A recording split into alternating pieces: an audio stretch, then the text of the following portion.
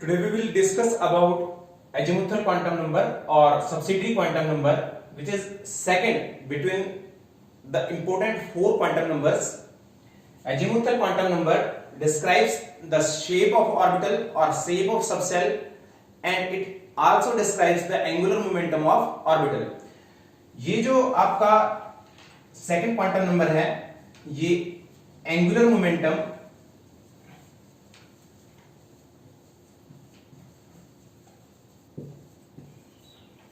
Of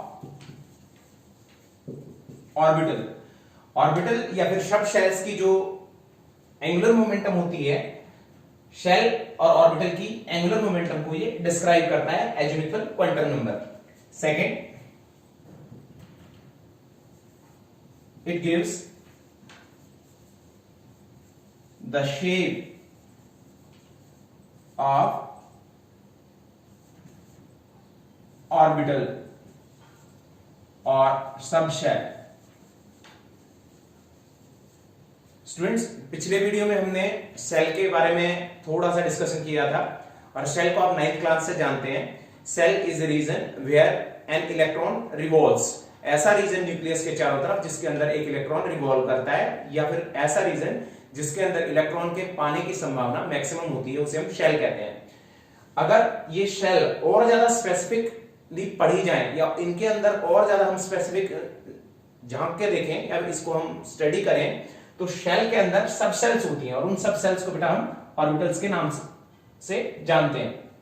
ये orbitals होते हैं, इनके डिफरेंट एंगुलर मोमेंटम होते हैं.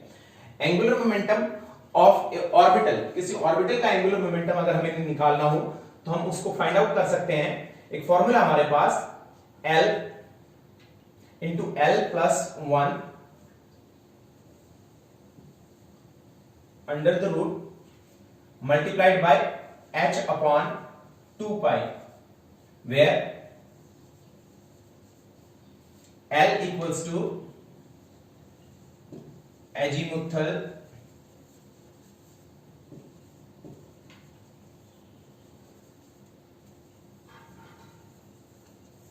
L is azimuthal quantum number, not equals to L. हम कह सकते हैं इसको L is azimuthal quantum number and H is Planck's constant.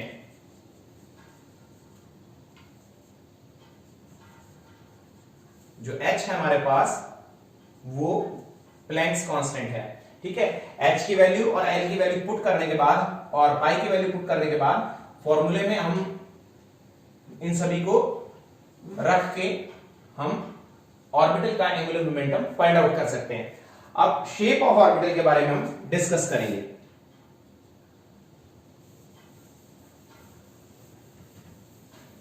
और डिफरेंट वैल्यूज ऑफ L को हम फाइंड आउट करेंगे किसी भी एक गिवन एटम के अंदर या किसी भी एक गिवन एनर्जी लेवल के अंदर. अगर हम एनर्जी लेवल की बात करें तो एनर्जी लेवल के बारे में हमें कौन बताता है? प्रीवियसली हमने वीडियो जो डिस्कस किया है उसमें एनर्जी लेवल को बताता है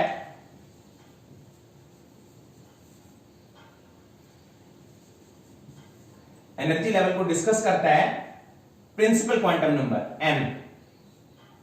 ठीक है, अगर हम एनर्जी लेवल को जानते हैं तो हम उसके एजिमुथल क्वांटम नंबर या उसके सब शेल्स जो उसके अंदर प्रेजेंट हैं और उनकी शेप जो प्रेजेंट है उसको भी फाइंड आउट कर सकते हैं. किस तरह से?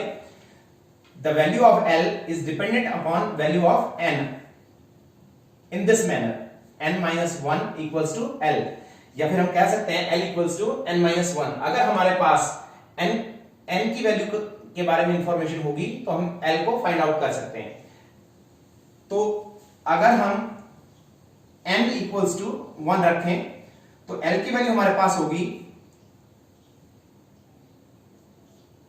1 minus 1 means it will be 0. ठीक है, इसी तरह से अगर हमारे पास n की वैल्यू 2 हो, second energy level, first energy level में तो n की वैल्यू क्या होती है? 1, जिसको हम k सेल के नाम से जानते हैं. 9th क्लास में हमने पढ़ा था, और 9th क्लास में ही हमने स्टडी किया था. जो सेकंड एनर्जी लेवल है, या फिर कहें कि नेक्स्ट जो शेल है उसको हम L के नाम से जानते हैं, उससे नेक्स्ट है उसको M के नाम से जानते हैं, और जो लास्ट है उसको n के नाम से हम जानते हैं, जिसको नंबर दिए गए हैं KLMN। तो अगर n की वैल्यू सेकंड सेल के अंदर n की वैल्यू 2 है, if value of n equals to 2 then value of L will be equals to 2 minus 1।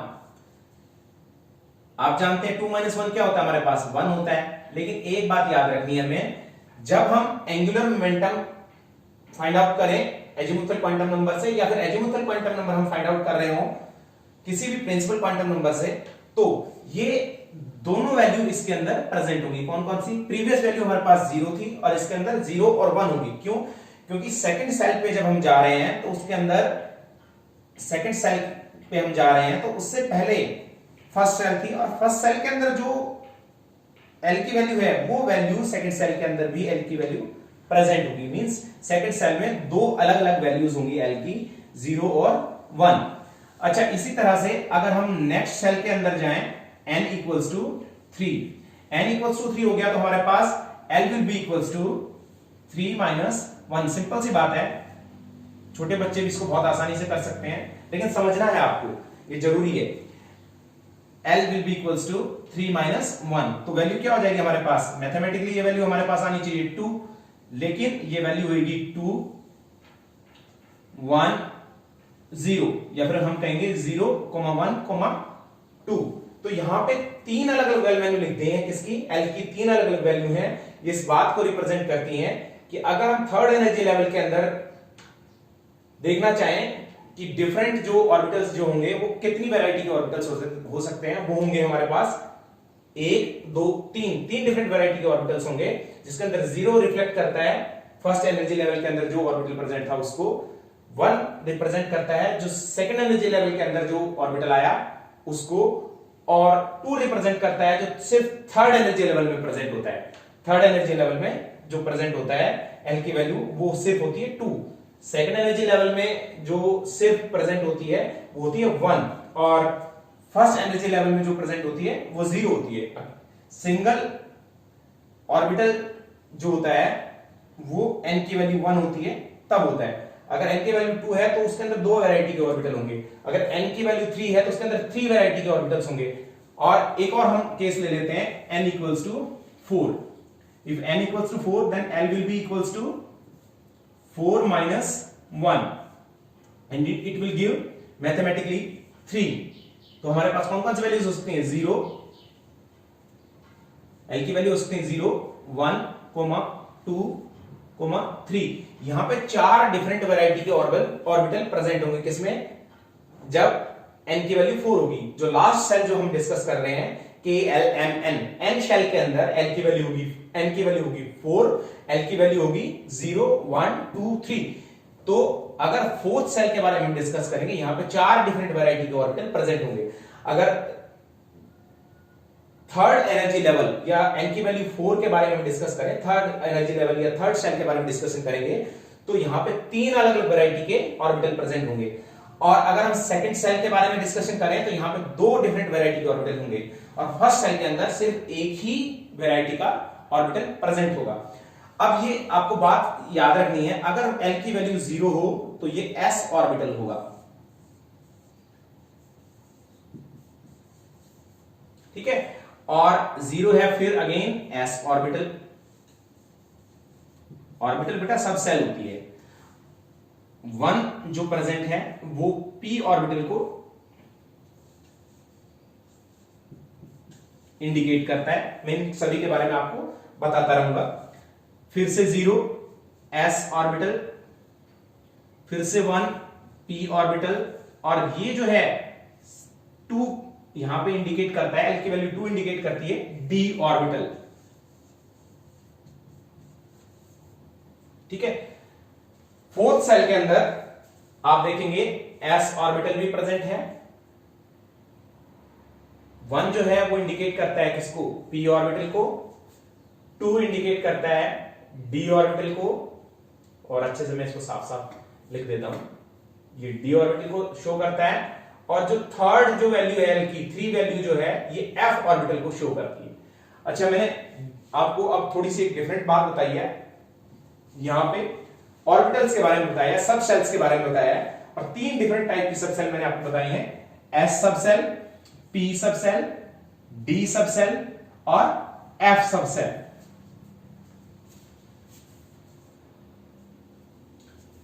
ये जो टर्म्स हैं या कहेंगे ये जो सिंबल हैं, ये जो नोटेशंस हैं, ये कुछ वर्ड से आई हैं। इस एस आया है शार्प,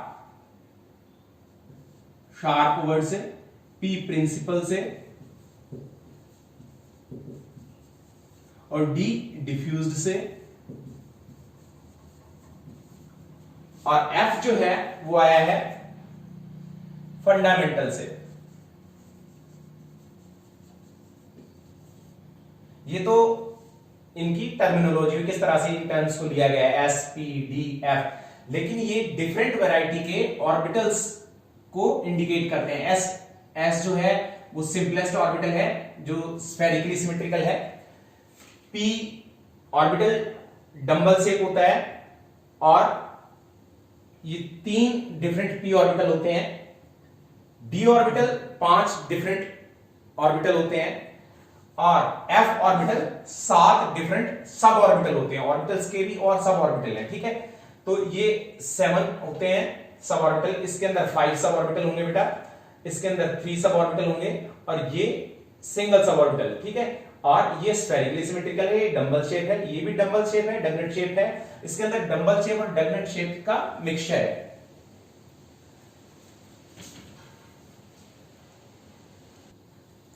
वीडियो के लास्ट में मैं आपको एक बार फिर से एजीमुथल क्वांटम नंबर के की आउटलाइन आपको दे देता हूं कि इससे कंक्लूजन क्या निकला। प्रिंसिपल क्वांटम नंबर में हमने 2 बातें निकाली थी कि ये शेप और एनर्जी को इंडिकेट करता है। तो एजीमुथल क्वांटम नंबर में क्या देता है ये देखना है, सीधी सी बात।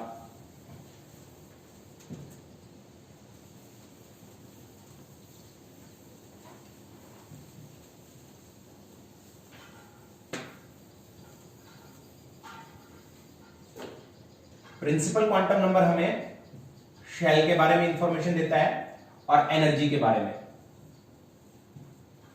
या फिर मैं कह सकता हूं distance from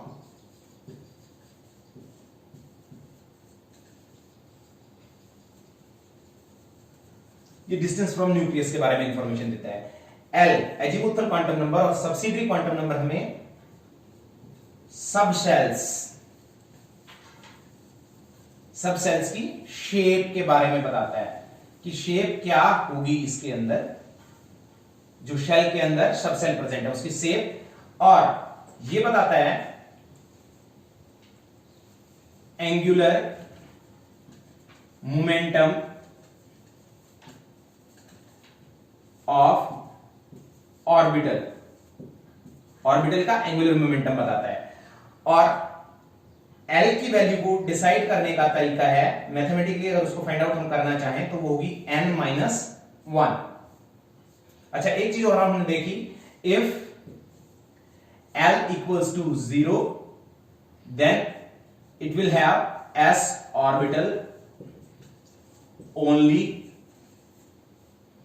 If it is 1 then it will have s and p orbital. इसके अंदर s और p ऑर्बिटल होंगे। इसके बाद है अगर L की वैल्यू हमारे पास 2 है तो इसके अंदर s, p, d orbitals present होंगे। अगर हमारे पास L की वैल्यू 3 है तो इसके अंदर s, p, d, f orbital present होंगे, ठीक है। तो ये बात हमें याद रखनी है। 0 अगर है तो इसके अंदर s ऑर्बिटल होगा। अगर L की वैल्यू हाईएस्ट वैल्यू, L की डिफरेंट वैल्यूज होंगी हमारे पास, L की हाईएस्ट वैल्यू अगर 1 आ रही है तो इसका मतलब s, p ऑर्बिटल दोनों प्रेजेंट है। तो हाईएस्ट वैल्यू के साथ साथ L की वैल्यू जो हम लिखते हैं, तो L की वैल्यूज कौन कौन सी होती हैं, 0 और 1, 0, 1, 2, और ये होंगी 0, 1, 2, 3, ठीक है। L की ये वैल्यू आएंगी, आपको मैंने इससे पहले डिस्कस किया है।